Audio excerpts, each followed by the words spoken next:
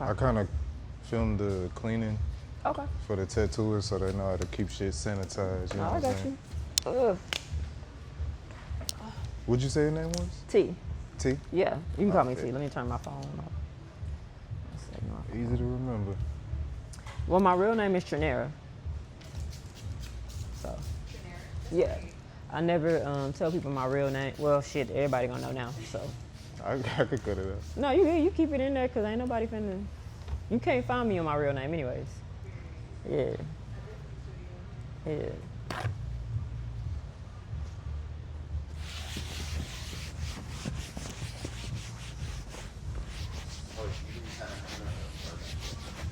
Huh? Yeah, you gonna be over here. Yeah.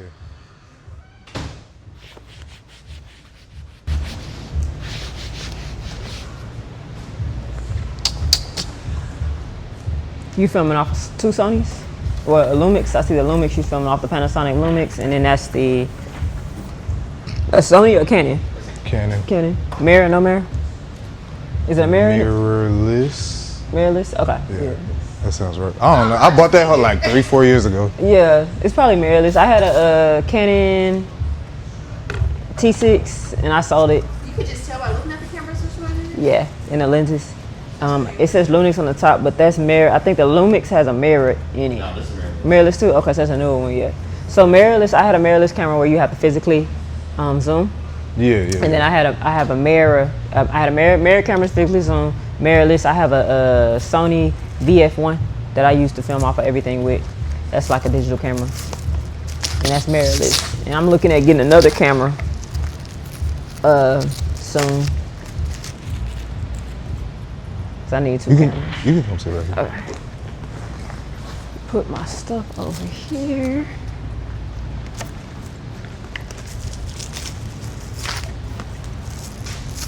Or maybe I'm gonna bring it with me because I got something on there that I might want to talk about.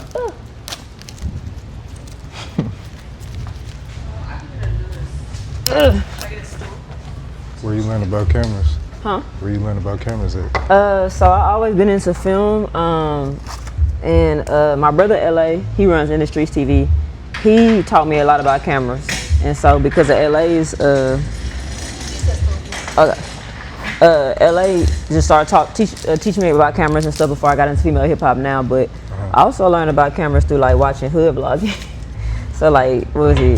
They be talking about the cameras? Yeah, Come Up DVD. What's the one with 50 Cent? 50. This is 50 TV, and like you go watch the behind the scenes. Gutter TV. Throwback shit. Yeah, Gutter TV. You could tell they'll talk about the type of cameras they got in the background. So people was watching it to watch like interviews and stuff. I'm like, what type of camera they use? And they'll talk about the cameraman and stuff like this. So yeah. I was always interested in like just filming life as it happens. So you never really, cause I started with cameras doing photography. So it's kind of like this is new to me learning the filmography side of it. But you always was on recording, using it for recording. Yeah, the filmography side is great because pictures is cool. Pictures is cool, but film is just you can film it as it happened. Like you ain't gotta tell them set up, you ain't gotta tell them this, you ain't gotta tell them candidate. It's real life, the rawest and most organic thing you gonna catch on film. You know.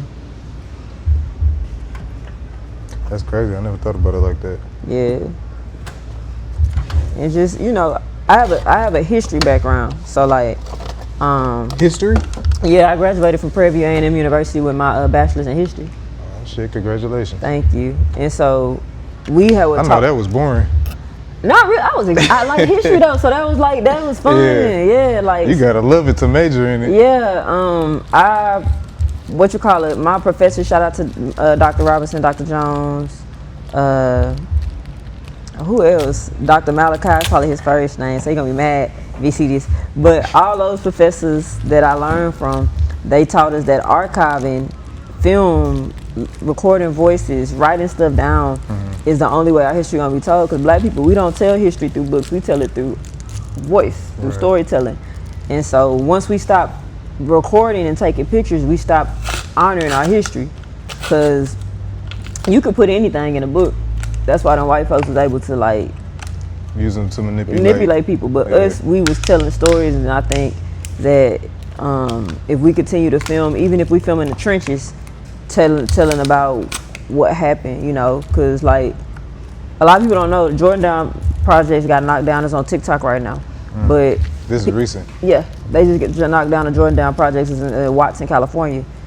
That history in the Jordan Downs could be erased if people didn't go there and film. And there's like countless hood vlogs about what happened to Jordan Downs and the Grape Street Crips, and people could talk about it and they could actually see it now because they recorded it instead of just expecting somebody to put in a book. Oh, this what happened to Jordan Downs. Anybody lie? Anybody can lie on words. Yeah. But you got this on film. Oh, this didn't happen to Jordan Downs because we got this film from this day back in woo woo woo. Yeah, now we know what happened. Now we and know it's what timestamped. happened. Everything Yeah. be timestamped now. Yeah.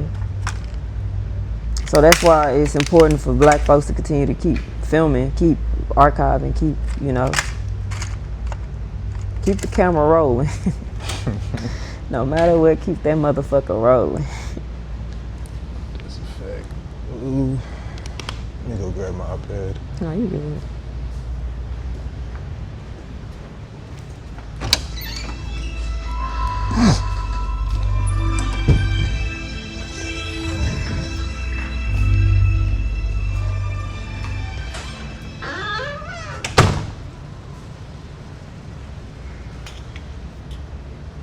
That's where you wanted it?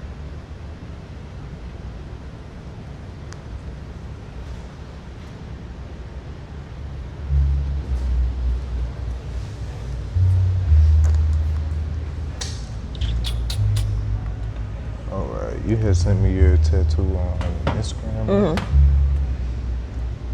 Something simple, nothing too crazy. It's my right arm, yeah. I might as well sleeve my other arms. Yeah, I didn't realize you were so tatted. Oh yeah, I'm very tatted. I might as well sleeve my other arm. Probably quarter sleeve this one.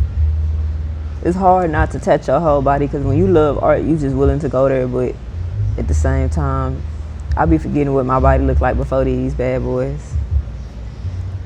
Can you send it to me again? Yeah, I think I took a picture of that bad boy too. Or if you have the picture, you can airdrop it. Yeah, you good. I think I have it.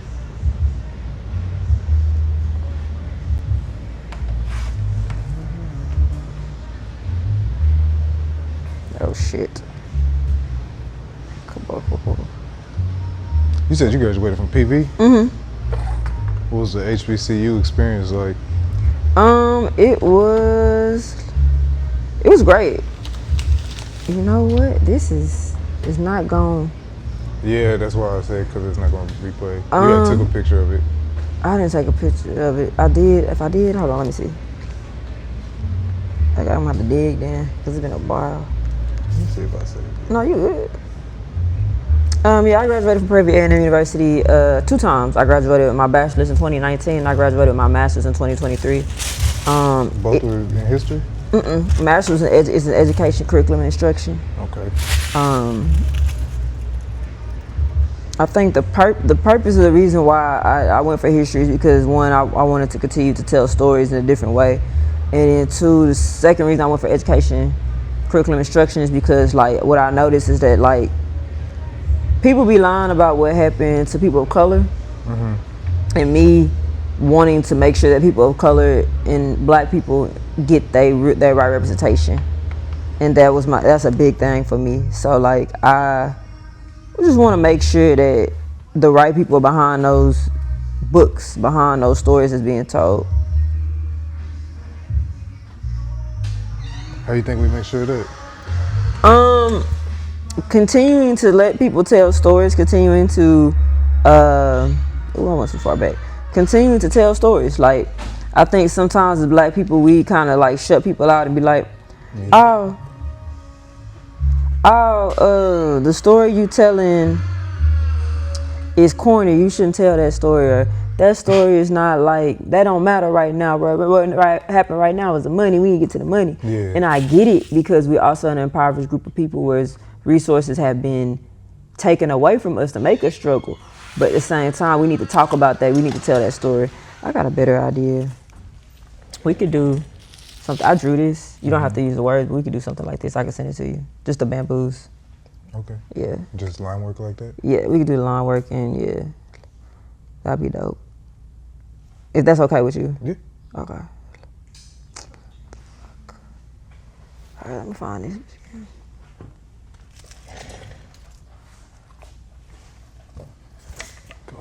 Got my phone up too. Gotta keep everything sanitary. Yeah, no, for real. People don't know when you get tattoos, the plasma come out of you. Yeah, I sent it to you. And that's why. Blood, all that good stuff. Yeah, because people be getting them day tattoos. I've been noticing it. Like people been going to get anesthesia, getting them big old tattoos. Oh yeah, about to die. Trying to look cool. Yeah, I don't know. I mean, so I understand why it blew up. I also understand it from a business perspective. I mean, some of these people, they charging, you know, $50,000, $60,000, $100,000 for these anesthesia tattoos. So of course, that's what people want. We're gonna see more of it. Yeah. But like somebody literally died doing that shit. Like Yeah. anesthesia is used for important and necessary Yeah. surgeries. You could separate that into 4 sessions and get your whole back done, bro. Yeah. Like, I don't know. You can die. Like an anesthesiologist, like they ain't trying to waste their license to get you a tattoo. I'm sorry. That's a real job. Like anesthesia, you gotta go to school for that. You literally put people to sleep, calculating mathematically. And you want to risk your life because you want a leg tattoo. Like I remember this one lady, she got a whole tattoo on her leg. You could do a leg tattoo in one session. It's not impossible, but she got it and then she had to go to the hospital to walk. Yeah. Like, I remember that too. yeah. Yeah, and people also don't realize all that pain gonna come back whenever you're done. Yeah. Like It's not like you'll never feel it. I got this tattoo, shout out to my tattoo artist, Magic. Magic, he's a tattoo artist in Houston.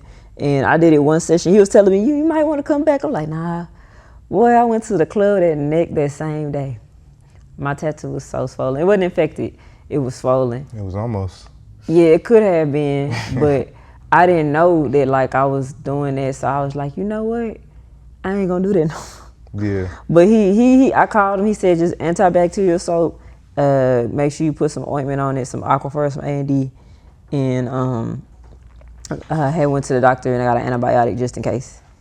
Oh, there you go. Clients that listen, we do. Yeah, I'm a listen now. Now I used to not listen. This is back in 2022. I listen now, but I've been getting tattoos since 2016. So it's been about 10 years. Be 10 years, 2020, 2026. I think I got my first one in 2013. I lied. It has been 2013 because my first one's on my chest. What you got? I got music notes with a bow. Shout out to Charlie. That was my first tattoo artist in Waco, Texas. So is that where you're from? Mm-hmm. Waco? Mm-hmm. What's Waco like? Waco it is the trenches. I'ma just be real. It's the trenches. It's the trenches, because I almost went to Baylor. Ooh. So I always wondered. So Baylor, Waco, and actual Waco natives is different. Yeah. Mm-hmm. It's like there's no resources for real in Waco, and what I mean by that is that like there's no wanting to use the resources because we have 3 big colleges. We have MCC, which is McLennan County Community College, top 10 ranked community college in the country. TSTC, which is a technical college, one of the most affordable technical colleges with the most certifications in the country. And then Baylor University. Great college, great private college.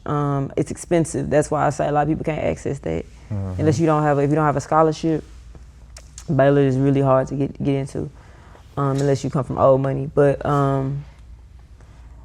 Waco is like a dopo also, meaning that like we're right in between Houston and Dallas. Highway 6 connects us to Houston. I-35 connects us to Dallas. If you're trying to get some drugs in and out, or you need a spot to stop to get your drugs off, Go to your house. yes, not my house, but go to Waco, and it's very evident that is something that is keeping the young boys and the young men, because I don't like using the word YN, so the young men and the young boys. That's a whole other conversation. Yeah, I just don't like using that. Keeping them motivated, and so they seeing these dudes trapping, and they thinking that's cool and that's longevity. It's quick money when you don't have a lot of resources. It's quick money, but at the same time, it's not for longevity. And what's happening is I'm losing. Like I just lost a homeboy about 2 weeks ago. Long live Moon, Jeremy. He passed away. I don't know why he passed away, but losing somebody probably related to something like that. Or just him being, him, and people not seeing him eat and look flashy. Was he killed or? He was killed. Yeah. And so it's a lot of gun violence, a lot of poverty, a lot of drugs.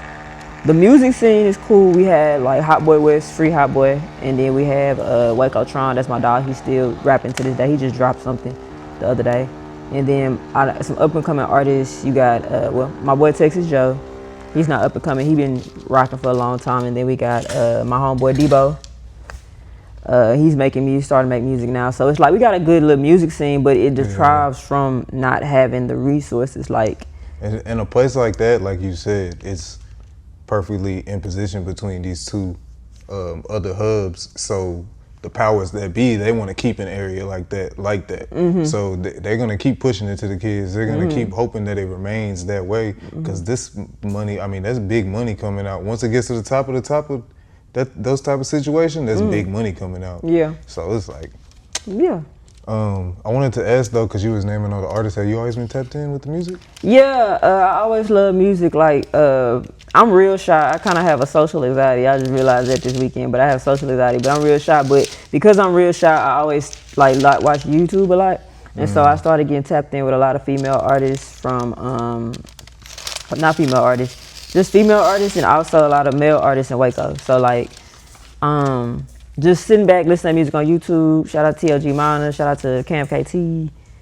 I keep naming. Shout out to De Niro. Shout them out. Like, who else be making that music? Shout out to Dollface Baby. She a Hispanic female rapper. Because it's hard now to find music that's not, you know, the music that they pushing us to listen to. Yeah. We had to listen to Not Like Us the whole year. Yeah. Like, yeah. So it like, shout these people out, because somebody may look this name up and go fuck with them and find their new favorite artist. Like my girl Shake Lizzie. It's a lot of artists from Waco that's really just doing their thing. Rico Roger, he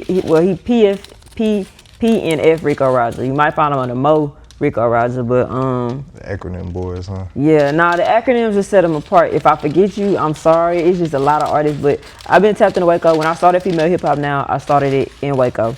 And it was originally female hip hop from not female hip hop. It was hip hop from a woman's perspective. That's why I call it female hip hop, because it's like. Wait, before you get into that, go ahead, introduce yourself to the people. What it do, y'all? It's your girl T.Donae, aka the prettiest blogger alive, aka the CEO of Female Hip Hop Now. So you said you started it from what? From just a female perspective of hip hop. So like just being. Because we don't hear a lot of that, like on the mainstream hip hop media. You know, they'll have like the one token woman that doesn't really do too, you know what I'm saying? So we don't hear a lot of the real perspective. Yeah. Now shout out to Gina Views. She doing her thing. Her name Gina Views from the West Coast. She dope. I like her. I fucked with her. I used to watch her on No Jumper. Yeah. That's why I'm glad she did her own thing. But yeah, you're right. Like you got an Angie Martinez. That's cool. But she has her own show though, right? So it's hard to get like people to go click on her by herself. Yeah. Like, never mind, I'm not gonna say No, that. you good. It's hard though, cause like you're not expecting Angie Martinez to give you like. You're not expecting Angie Martinez to be on some messy stuff. And I think that's what it is. Like with a lot of the female, real point of view of the music. a lot of the female media for hip hop is not That's what I was trying to say. messy no more. You had what's her name? She had that show. She had that talk show. I forgot her name. She like a gossip blog queen legend. Wendy Williams. Yes, I'm talking about Wendy Williams. Wendy Williams is a gossip blog legend, but I don't want to be like that. I want to be more like I'm giving media. I'm helping artists blow. I'm trying to get them to grow, and that's what I'm trying to do. One of the biggest names in like, do you consider Breakfast Club hip hop media? It is, right? No? No. Okay. It was at one point. It stopped being it after a while. Yeah. And that's what I was alluding to, because one of the biggest names he studied under Wendy Williams, correct? Yeah, so Charlamagne, it's like so it's like you see how you only gonna things kind of go. Because if I have to sit across somebody, and that's one thing I don't do with Female Hip Hop Now when I do my interviews, if I'm sitting across from somebody and I'm disrespecting you, oh, this ain't an interview no more. This is real life. This beef. We going at it, because he had countless of artists come on that platform and say, oh yeah, I heard you talking. Even Just Hilarious, like when they picked up Just Hilarious, I was like, oh, y'all really want to make this a joke. And even though Just Hilarious, she funny, but some of the stuff she say is, this is not real. Jason Lee, people count him as hip hop media, but that's gossip. Right. Like, and I've noticed that if you notice, like through the media, a lot of the big podcasters or the media podcasters for hip hop or even female hip hop are gossip bloggers. So they never get real people to cover. We could do it right here. Yeah, we'll shift it. Yeah. They get people to really cover the music. Yeah, the music for real. Like, do you think with like say a Just Hilarious, do you think that she's in part doing kind of what they're like her job description? Yeah, you know she's what I'm doing saying? her job. That's what they want. They want her to be messy and get a rise out of people and piss people off and all that. They want to see artists get out their body. That's why you don't have Megan Thee Stallion on Breakfast Club no more. You know what I'm saying? Like, I think they rarely have artists now. If I look at it now, they really have like a lot of influencers and podcasters, which is cool. Politicians. Yeah, but you don't have artists no more because y'all disrespecting these artists. I love watching interviews, podcasts, etc. I kind of enjoy listening to people talk more than listening to music sometimes. So I watch the Breakfast Club like almost every interview. And yeah, they rarely have artists on now unless it's like I was saying before, one of those super mainstreams that they're pushing and they're promoting, you know, the new album or whatever. So yeah, you feel like it's turning over to the independent hip hop media spaces? it wants to, but the independent media they letting in is like No Jumper. It's like DJ Vlad. It's like, and I ain't trying to sound like a hater, but I'm not pushing that agenda. Yeah. I'm not pushing. I'm not trying to interview no stripper that's not trying to be a female rapper or is trying to transition to a female rapper. I'm not trying to sit. Whoa. Because I'm a tattoo artist. You know, part of our living come for the strippers. No diss to the strippers. Yeah, no diss to the strippers. You think they can't rap or you think they just not serious? What is it? No, I would interview. I'm not saying. I said I would not interview a stripper that's not trying to be a female rapper. Oh, just random stripper. Like I'm not finna Got like you. I interview a stripper that's that wants to be a rapper. Like what's her name? Cardi B was a stripper. Right. I would interview Cardi B in the Bronx if I was in the Bronx and able to do that. I would. Yeah. Like what's another one? That was a stripper? Cash Doll. She stripped. Yeah, she used to strip for a little bit. She stripped like a couple months, but she was stripping. I interviewed Cash Doll. If I saw her in Detroit and I would have saw Cash Doll, I would have like, yeah, she got something. I'm finna interview her. She come with me and say, yeah, I rap too. I was like, bet. Like, I believe you. Yeah. It's getting caught. Yeah, the magnet. Yeah, it's getting caught on my ear. Let me try to put it in the middle instead. All right. But yeah, like I wouldn't mind doing it. I think for me it's more of like with No Jumper, and what I don't like about it is that he kind of like, it's like a rage bait sometimes. Like you putting these OnlyFans models on It's there. every type of bait. Yeah, it's like this don't need to be no bait. This need to be. I miss 106 in Park. I miss TRL, where they clearly brought the artist on stage, and the only way the artist was addressing the rumor is like if Free or AJ or Terrence and Roxy, or a lot of people don't remember Jaleesa and Big Ticket. They had like that 1 year. They was addressing a rumor, and they would do it like, I remember they asked Chris Brown if he like a certain female artist, and Chris Brown was like, no, but I respect it though, and I would mind do music with it. And they was like, okay, cool, we're gonna keep rolling. Next song gonna count down. This. Like, they not doing that no more. They trying to pry and pull it out and bait these artists. And it's like, bro, respect these people, bro. Like, these people. I think that it's probably for a multitude of reasons, but the reason that I see the most clear is, and this is my opinion of music from that era as well, you had to do more for it to get out. Like now, we could put out anything. Before, you gotta watch 106 in Park. There's no other, what you gonna do? Yeah. It's not gonna be on VH1, it's not gonna be on MTV. There's three options, you're going to 106 in Park. So they were able to have more control, whereas now, you kinda gotta fight for the views. Yeah, so they're like, okay, let's just, and that's, No Jumper's an extreme example of it, but they're like, let's just do whatever we can just to get the views. And then once they get here and they watch it for an hour and a half, then we'll say some real shit. Yeah. But until then, we just getting these views. And I think that's the hardest thing about me, because I don't want to say I'm not caring about the views. It's more of like, when I can say that I do bring authentic music lovers to the blog and people that love female hip hop. Cause like that in itself is a niche part of hip hop that's always been around. I'm talking about since Roxanne and all that. A lot of people don't know that Angie Stone, who just passed away, she was part of a hip hop group. I forgot the name. Yeah, I forgot the name of the ladies, but That was hard. yeah, they were from South Carolina. I think it's North Carolina, one of the Carolinas. and they were the first Southern female hip hop group. It was like 1979, something around that time. All right, y'all, so look, if you follow me on social media, you already seen I've been hand painting each and every one of these plaid shirts, man. This is a new exclusive drop from 4D Apparel. Got mine on already, hand painted on the back. We got a few different fonts for each one. Now, I drew all these fonts myself just to, you know, have an outline for how I'm hand painted on there. Get in here, man, showing the hand paint.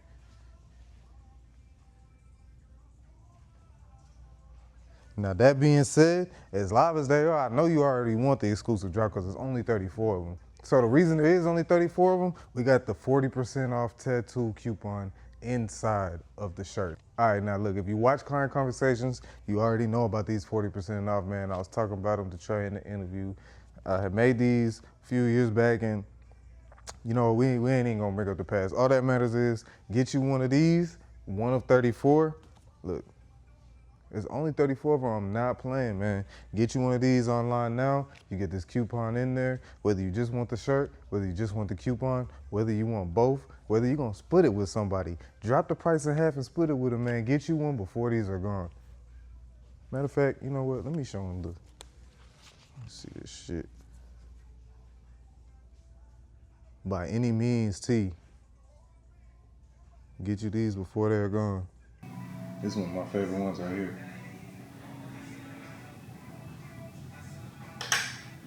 Now I made each of these by hand and I hand painted each one. That's why there's only 34. Get them while you could get them. And like around the 80s, the early 80s. And that was the first ones, which is crazy because hip hop like developed in the 80s, but people didn't think it moved that fast, that far, but it did. Like the South always had an idea of hip hop. They were just hooked up on funk. Funk music was big down here. Funk and blues. And I don't think the first type of hip hop would have really did it for the South, anyways. Yeah. They won 2 or 3. No, they yeah, won boom bap shit. Nah, that boom bap shit. Because I can't listen to that now. We didn't get in. I talked to my uncles. He said he didn't get into hip hop until the 80s when NWA. Like they like that gangster shit, like that low rider. Now Cali music. Yeah, that shit was rocking for us down south. That's why we like the Chronic, and like you listen to an old head from the South. And that's on the playlist. Yeah, they listen to the Chronic. They listen to Warren G Funk and all that. And then you hear that love for Warren, that G Funk, and like if you listen to like Big Hawk, Big Mo, Big Pokey, you will hear them referencing some of that G Funk sound. They really used to like even if you jam the screw tape, some of that shit'll be on there chopped up. Yeah, it would be because that's what we like. That's why I say the South and the West Coast cousins. So. When Andre got on that motherfucking stage, the first word say the South got something to say. The niggas from the West got up and respected it. Yeah. The niggas from the East was like, what the fuck that means? Only ones upset. Well, yeah. That they, and still to this day, like I got East Coast blogger homegirls, I bring up, it's always this argument.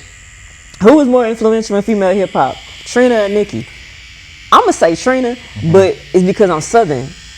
If we being real though, like numbers and stuff, it's Nicki. But I'ma say Trina because I'm from the South. Like Trina gave Southern female rappers the blueprint on all they sounds, the raunchiness, the class, not even the classiness, the classiness, Diamond Princess, go get the money, don't let a nigga play you. She gave her the blueprint, she kind of mastered it. And then you got Nicki, who is like a metaphorical genius. Like she, female Wayne. That's kind of why it's weird to compare them though, because they're in different lanes. Yeah, lanes of rap. Like I feel like Nicki had that pop thing going on. Yeah. And then I feel like a lot of the other rappers like Trina, they was more on the gangster side or like, you know. Yeah. That's kind of hard to. It is hard to compare them too, because I relate to that. I get it. Like I agree with that 100%. Because I was, when Clubhouse was big, I was on Clubhouse with like New York bloggers, because New York had Clubhouse packed down. Like even though New York was like, because they were still closed down during the pandemic, like 2021, like people didn't know they were still closed down. Like a lot of their stuff they couldn't do. Down south, we living. We didn't care about Big Rona at all. But New York and the West Coast, they stuck in the house for real. They was stuck in the house for almost 2 years. They had real regulations. So they was on Clubhouse going dumb because that was their source of entertainment. And I was in there in Clubhouse, I was talking about how like Trina, y'all leave her out a lot of times for the rap, like influential female rappers. And they be like, man, no, she ain't. Nah, Trina ain't. I'm like, bro, y'all tripping. But then I'm chopping up with my homegirl from New York one time, and she was like, I get what you're saying because you're from the South. Her people from Florida. So she's a great migration. She's like 3 generations or 4 generations great migration. Her people migrated from Florida. I think it was like Tallahassee and Miami and Fort Lauderdale. They migrated from there. And she talks about how when she goes home and visit her mom, she understands what I'm saying. Because she be down south. Trick Daddy, Trina, Coley P, that's what they be listening to. Rick Ross, like people don't say Rick Ross and 2 Chainz is luxury rappers up north. But for us, that's all we know. How much more luxurious can it get? Yeah, you know what I'm saying? So it's like you're getting, it's a regional thing with hip hop too. So like with Female Hip Hop Now, I made it a point to celebrate only Southern female rappers. So they can really have their history told. They can really have their representation. They really have a place to really just be okay, to be cool to be Southern, because sometimes when we leave Houston or we leave the South, it's not cool to be Southern. We see in this country, first thing they say, oh, your accent. I remember one time, where'd I go? I went somewhere. I think I went to Miami, and Miami Spring Break 2019, it was nothing but like Philly, New York. In there, it was like, you sound like Megan Thee Stallion. I do not sound like Megan Thee Stallion. That's what they told you. I said, I do not sound like Megan Thee Stallion. And then my homegirl's like, because we from Texas and they can hear our accent and that's all they know. That's all they hear every day. So it's like, wow, okay. Glorilla is a really good example of that. I kind of don't like the way they make fun of her accent. Really? So much. Really? 2 things. One, you want this like, so you say how it's kind of like sketchy? Yeah, you can just just do it like that? Yeah, we do it like or that. Or just make these lines solid? You can make it sketchy. It's fine. Okay, cool. Yeah. I wanted to ask you, do you think that if Trina or an artist such as Trina has a business powerhouse like a Cash Money behind her, that she does more than what Nicki does? Yeah, she would have. If Slip and Slide was serious, because I can't say Slip and Slide wasn't a powerhouse, but if Slip and Slide was serious, more serious than what they was, because Trick and Trina, even Plies deserve more. They deserve more. For sure.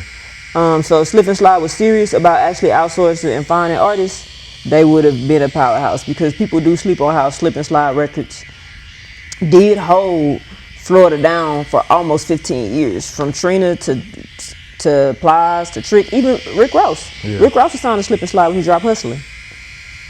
So I do feel that they Slip and Slide should have did more instead of just focus on Florida. They could even reached out to Alabama. Yeah, I guess Cash Money kind of look towards the future more with their artists. Like, I mean, you know, we all know we ain't jammed Young Money past Bedrock, but they tried. Like, you know what I'm saying? They threw 15 of them niggas at us. I'd say about 2015, Young Money died. Young Money died around 2015. You think it took that long? Yeah. I think they was done in 2009, right after they dropped. Nah, cause you had Tiger. Okay, so I'll give you the lineup, because they had a big foe. They did have a big foe. So in 2009 was really when they really hit the streets was like, oh, these niggas, these boys rapping. You had Wayne, Drake, Nicki, Tiger. That was a big foe, because Tiger was holding it down with the Kings mixtapes. Niggas was killing that. Niggas was jamming Tiger, bro. Yeah, they ain't gonna act like they wasn't jamming Tiger before he got with Kylie Jenner. Yeah, niggas was jamming Tiger for like a good 5 years. Y'all was putting the lime in the coconut and twisting it all up. I know what y'all was on. Then niggas was jamming, for sure jamming Nicki. Nicki was up. Wayne had the mixtapes. The No Ceiling mixtapes was going crazy. I remember the first one, I had it on my iPad. And then Drake was just everywhere. Like Drake was like because they had a backpack rapper, they had a female rapper, they had a Cali nigga, and then they had just an all-around nigga giving bars. Like, they had the perfect package. And then what you think happened in 2015? Just the current change, because you gotta think, that's also, I call that recession music. So hip-hop was fun because it was recession music. We was all kids, they demographics kids. Lil Twist was really the 5th man on the cool, because Lil Twist had like the girls going crazy. I was gonna say that. Don't disrespect Lil Twist. Yeah, shout out to Lil Twist. He from Dallas. But he is? Yeah, he from Dallas, Texas. I ain't know that. Cash Money fuck with Texas too. Cash Money fuck with Texas too. Yeah, they do. And Texas fuck with Drake. Really, Texas. I ain't gonna keep talking about it. Go ahead. You good? But because they be sleep on us. Yeah, they do. But Young Money, Cash Money had a little thing going. Like, niggas was, It was Young Money, Cash Money, Maybach Music, cause you had that shit with Rick Ross, you had Meek Mills, Wale, you had Maybach had that shit going. Maybach was leaning on Drake a little bit too though. Yeah, they was just a little bit. Like I think Rick Ross, I would buy a Rick Ross album and listen to the whole thing without skipping. But most people don't listen to Rick Ross like that. They only listen to like those certain hits, and a lot of them hits got Drake on it. You know, bro was trying to diss him. He was leaning on Drake, so Young Money, you right. They did have a good it's like if you count the big four. Yeah, they had a run. They made millions. They made millions. But ain't nobody listen to Kid. Or goddamn, what's one of the others? There's a lot of Chanel. Gutter. Never heard a Gutter song in my life. And I met him a couple of years ago. Shout out to Gutter. But we was not listening to your music. Still rap? He still rap.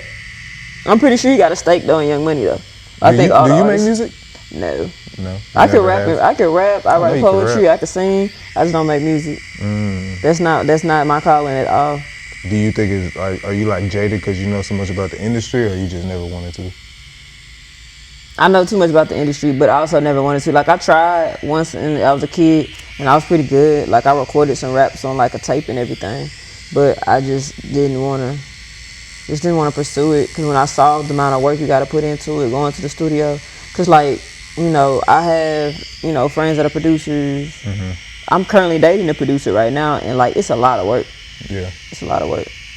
And so in watching him navigate with artists, it's like these artists go through dry spells. Like they go through spells where they can't write music at all. And then he make beats. It's like, damn, I ain't got nobody to make beats for. What am I gonna do? Like that's real shit. I never understood that. Like I always felt like if I was to rap, I would be like a Lil Wayne or a Kevin Gates, like just constantly making music all the time to where they just dropping your shit. Yeah. Like I never understood that like can't. Like a Starlito. Like I never Star. You fuck with Starlito? Yeah, fuck Starlito and Don Trick. You fuck with Crit too, huh? Yeah. Fuck with Starlito and Don Trick. Yeah. Starlito my favorite rapper. Really? Yeah, he just dropped something with Don Trick. Yep, the Step Brothers 4. Yeah. Been jamming that. Yeah. Damn, nobody knows Starlito. You didn't forget what I was gonna ask you. You good? Yeah. Yeah, Starlito, Trip. I like Memphis music though. Like I like Memphis hip hop. Like Moneybag, Juicefoot, Glorilla, Craig Carbon. I like Memphis hip hop. That's what I interrupted. She was talking about Glorilla. Really? Yeah. Like Player Fly. Memphis and Houston hip hop is cousins to me. Like they are real life relatives. Like and they be out here too.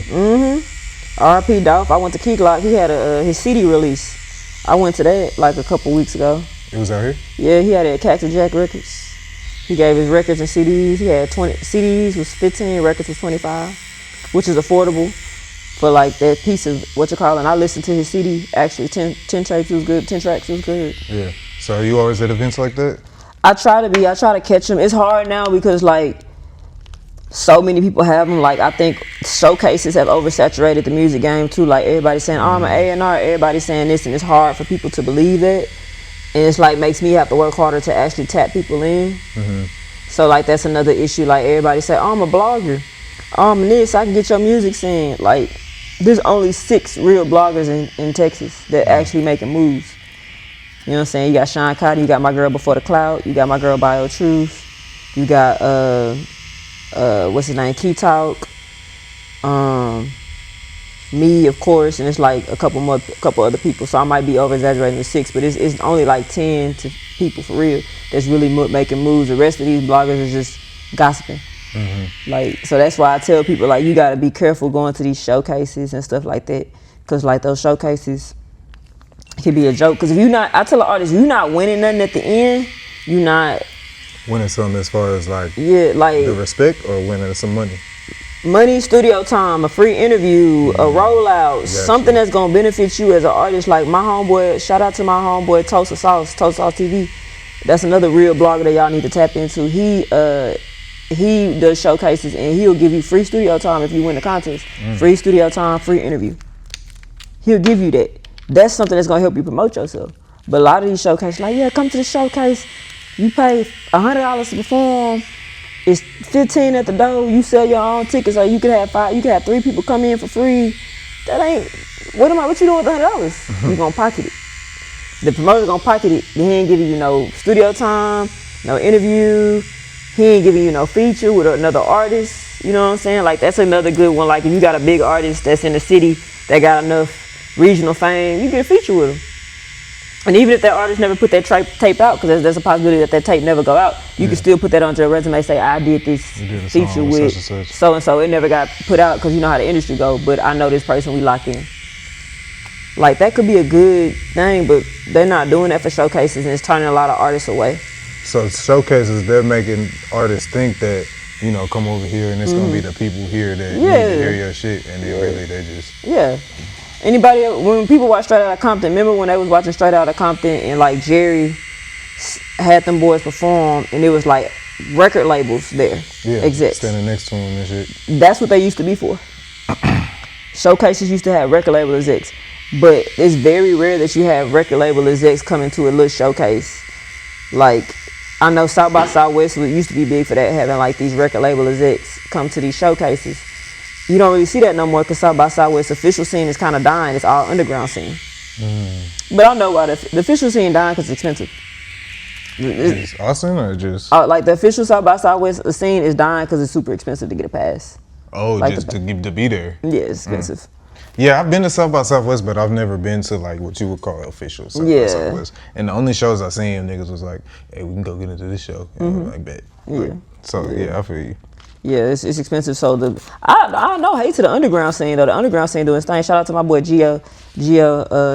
He's a film videographer and a promoter. He's from Waco. Well, Belle Meade, but he doing his thing out there too. So it's like you have people that are actually making moves. Yeah. But then you have people that are like just playing. And when I say about Gio making moves, he worked with Sauce Walker.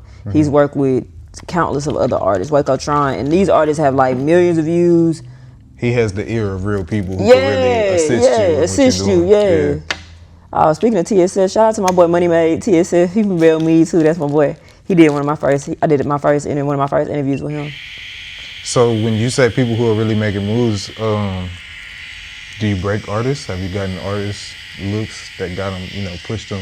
I ain't gonna say I break artists, but I run into artists that are motivated and I know they're gonna blow up. Like, for example, the first female rapper that I interviewed in Houston that blew up was Sunny the Rapper. Okay. And when I saw her, I'm like, she's gonna be a star. She's gonna be a star. I know she's gonna be a star. So let me get this interview and let me lock in with her.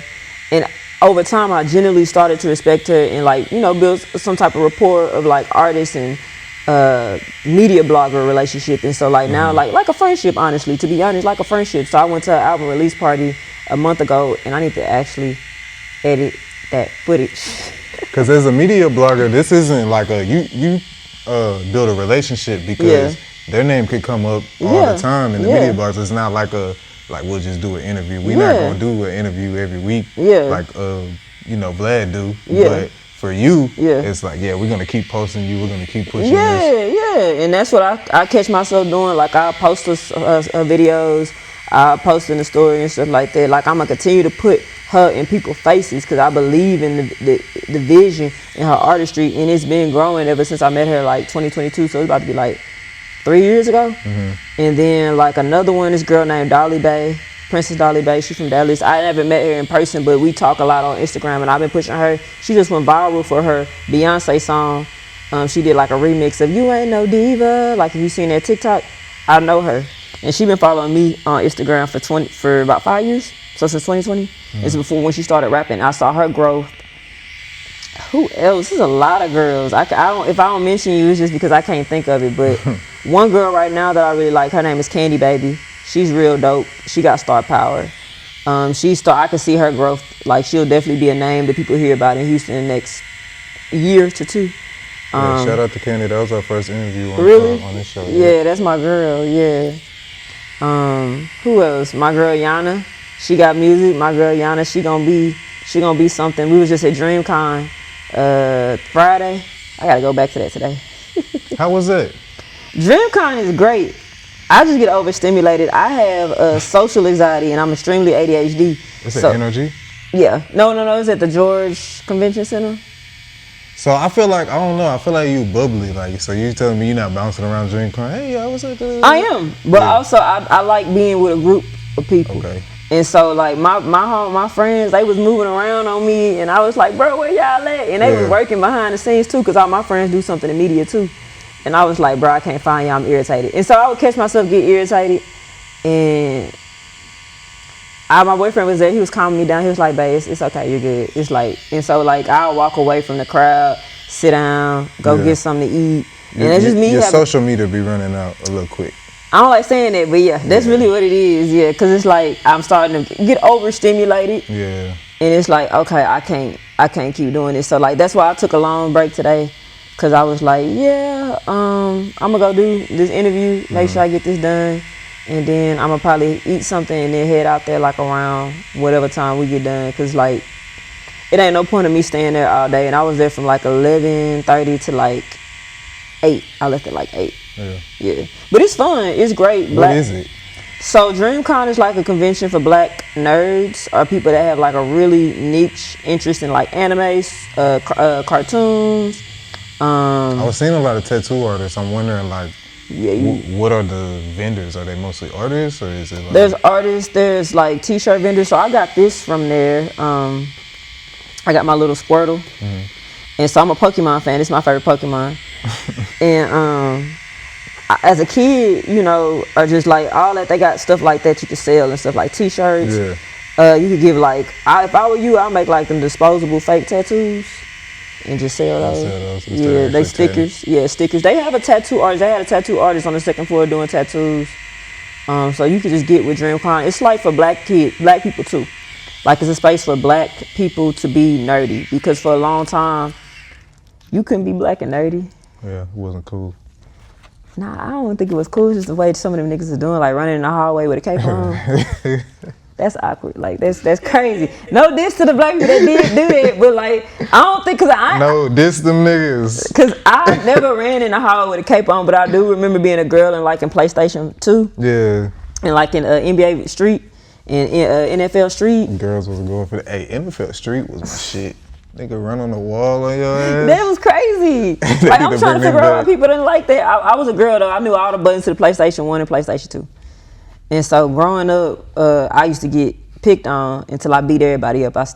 They used to try to pick on me. I started fighting them back. And they was like, oh, we're gonna leave her alone. We're gonna let her like her Pokemon and her Yu-Gi-Oh and Beyblade. Well, now it's cool for girls to be gamers. I don't know how old you are, but before, like when I was younger, it was like more of a boy thing. Like it wasn't really like, I got all sisters, and my sisters was like, until the Wii came out, they was not fucking with the video games. Now they'll do a little Wii tennis, you know what I'm saying, a little Michael Jackson experience, but they wasn't trying to play no like. Yeah, I was real life playing video games. Like I was, what else I was doing? I was real life playing video games. I was playing the cards, Pokemon cards. Yeah, my mama lost them, but yeah, I had a bunch of them. Damn, mama. We had to. So my house got robbed when I was 12. When I stayed in South Waco, my house got robbed. They broke into my mama house, my mom and my daddy house, and we lost. Like I had the light blue Nintendo PS, and I had some games. I had a Madden on that bad boy where you had to blow the cartridge, you put it in. Oh, I had some games on that bad boy. You miss it right now. Yeah, because I had the Kim Possible. I'm a huge Kim Possible fan too, so I had the Kim Possible joint on that mug. I used to go ham on that, and they stole all my games. And so I got the red one, and I got a couple more games. But by the time we got everything back, I was like 13, 14. I was like kind of phasing out of it into like more of a girly thing, because I, of course, got interested in boys, and it's like, okay, what do I do to attract them? Yeah. And then I kind of slowly, when I went to college, got back into anime. I watched the original Pokemon, Beyblade. I didn't watch Dragon Ball Z, Yu-Gi-Oh, and then I got deeper into like the 80s and 90s anime. So right now, my favorite is Midnight Eye by Goku. It's Midnight Eye. It's only 2 episodes. They have a magma, which you could read about it, but I like watching the anime. I started watching Ghost in the Shell, 1997 edition, last night. Yeah. Wicked City is another one. That's a crazy one. It's a crazy one. Yeah, that's kind of crazy, but it's good. It's good. I watched Banana Fish. That's the newer one I watched. It's one I really like called Red Line. It's a movie, and the company spent all their money. Yeah, cause I'm in there looking. I like Cyberpunk. That's another anime. I'm gonna tell them in the camera, I don't know nothing about anime, but if you bring me the picture, I promise you, I do a beautiful tattoo of your favorite anime. Yeah, like I like cyberpunk is one of my favorite genres. It's real nice. Basically, it's just like a dystopian society and people survive. Oh, Angel Cop. It's another good one. Angel Cop is a good one. I'm trying to think. Yeah, Angel Cop. That's another one. Cyberpunk. But you got a cyberpunk video game that's dope. My boyfriend plays that a lot. And I got into the universe, and so we watched this one anime called Cyberpunk, which is on Netflix. I actually have the tattoo. It's called Edge Runners. That's the name of the anime, Edge Runners. So if you got Netflix, watch Edge Runners. It's real good. But yeah, it's just, I like cartoons. Proud Family, Hey Arnold. Boondocks. Boondocks. That's an anime. People don't want to say it's an anime because it's black characters, but it's an anime. It's American animation. For sure. You can tell they drew it exactly like an anime too. Yeah. Yeah. I'm finishing up on this here, but okay. How do you think that, well, one, how did you solidify yourself in the hip-hop media space as a woman? And then two, tell me a little bit about like the business side of it. Like, how do you get paid from that? So I solidified myself by just carving that space, like taking that risk, like telling people, hey, I don't interview men, I interview women only. Like that let dudes know, oh, she don't even care about me and my big old chain and my flashy, my monies. She want us to interview the women only. I was like, yeah, that's it. I don't care. I'm not saying I won't listen to your music, but it's like, where the girls at? Like, what is for the girls? And that really made people respect the space for that. Yeah, like that really made people respect it. And the business side, how I get paid from it, Instagram will pay you if you monetize your Instagram, but you gotta have some money first. Don't do this if you do not have no money. Like, don't pick up your phone and say, oh yeah, I'm gonna quit my job and start blogging. Nah, keep the job. Kind of make the blog. Keep the job. Please keep the job. Yeah, make the media space like your second part. All right, y'all. So look, we just dropped the Patreon. That means access to this full interview early and other few interviews like it, as well as essentially an apprenticeship from me digitally. Now, this Patreon is gonna have two tiers. The starter tier is gonna come with early access to full videos, behind the scenes content, tattoo and piercing quick tip, ad-free content, as well as information recommendation. That means any book, ebook, YouTube video, course, whatever I come across, what helps me is gonna help you. Now the second tier, that's only for the hustlers. That's gonna have access to everything I just mentioned, as well as in-depth tattoo videos with technique voiceovers. These are not time lapses. This is full 2, 3, 4 hours, however long it takes me to tat, you're gonna see all of it. We're also gonna have my Piercing 101 guide that's already up, my Piercing 102 guide that's on the way. I'm gonna drop the gems for the entrepreneurs. I'm gonna have things for clothing lines, manufacturers, how to speak with them, etc. I might even do some personal critiques for those trying to be tattoo artists. Be on the lookout for that. Subscribe to the channel and subscribe to the Patreon. Second job, your part-time job. Like, take it serious like a job, but know that you gotta keep a full-time job in this economy. Or 2 part-time jobs in this economy. Make the media your third. You could have fucked around and quit during COVID, but right now, keep that job. Keep that job, yeah. COVID was different. I almost did that, but I kept my job because I actually have a full 9 to 5 that I work at.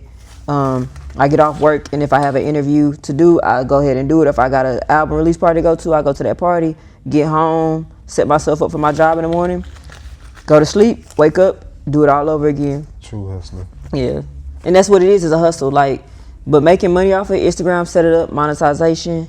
YouTube, set it up, monetization. Promote yourself. TikTok, monetization. Because I just got my Instagram monetization like a year ago. I haven't got YouTube or TikTok yet, but I'm working on it. And then also charge people for time. Like, if you have interviews, I have a price for my interviews. Like right now, my interviews are $50, and it comes with the promo because I'm going to put it on TikTok, Instagram, and YouTube. YouTube's a permanent placement. YouTube does not delete unless you are doing something crazy. But YouTube's a permanent placement, so you get that. And then if you pay the $50, some of that $50 will also go into actually promoting on Instagram. So I could put it like, if you look on Instagram and see sponsored, that's because that person paid Instagram $20 for 30 days. Right. And people can see you like that. So I think it just takes like you setting your price, letting people know how much they're gonna pay, and getting an artist to understand that media cost. And I think that's the gap right now. A lot of artists are not understanding media costs.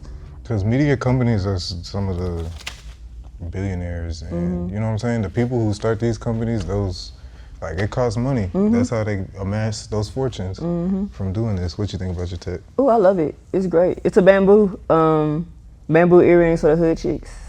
Oh, Still okay. wear bamboos, yeah. So I got like I had the square and all that. I like how you pick up the square because that's the ones that most girls stop wearing. But like I like to wear big hoop earrings and then the bamboos from the hood chicks because I'm one of the girls from the hood. I ain't, I had a mom and daddy. I ain't grew up in like the projects, but I had a hood upbringing. Like coming from Waco, you had to literally roll some concrete. You really had to get out the mud because nobody was trying to help you. It was like crab in a barrel. So if you made it out, try to give back, but don't ever forget where you come from. So that's why I used to see girls wear like the big old bamboos with their name in it, and then the name necklace. Mine just tucked because I got the mic on. But if I untuck it, still rocking them. Yeah, I still rock that. Long nails, all that. That's from the hood. Like my aunties had that shit, and they was handling business. So I'ma still do that. Yeah. You got anything you want to leave the girls with? Choose you. Choose yourself. No matter if you got a man. Or if you don't got a man, still choose you. Choose your goals and career. Make that align. Set your affirmations. Like write them down. Because when you in the Bible say write it down, make it plain. And continue to be creative.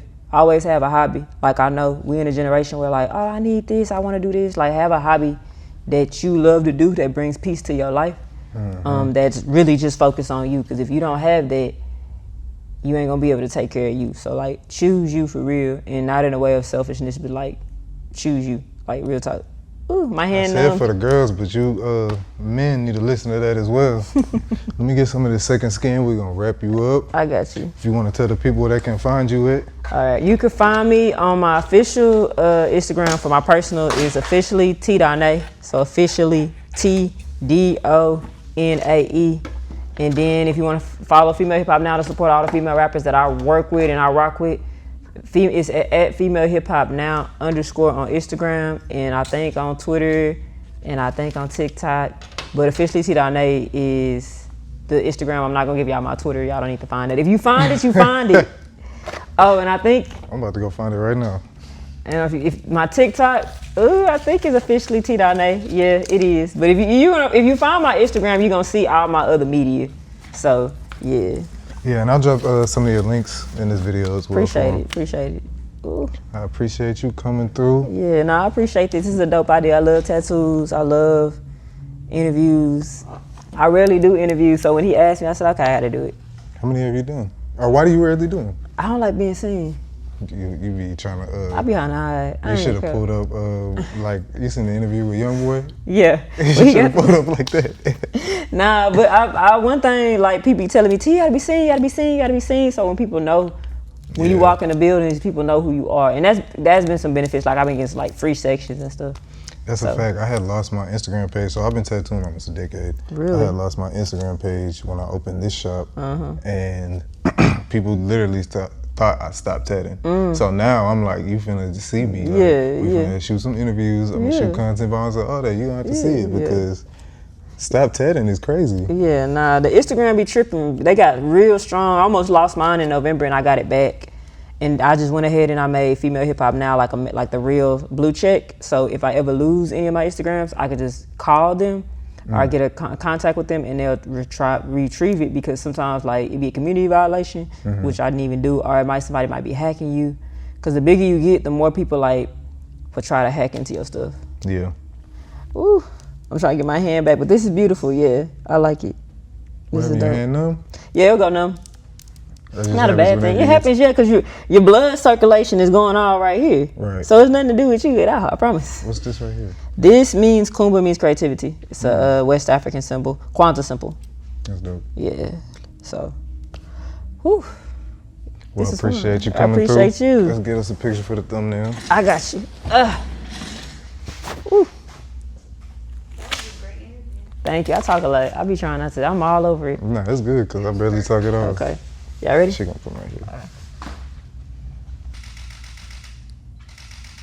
All right. Okay.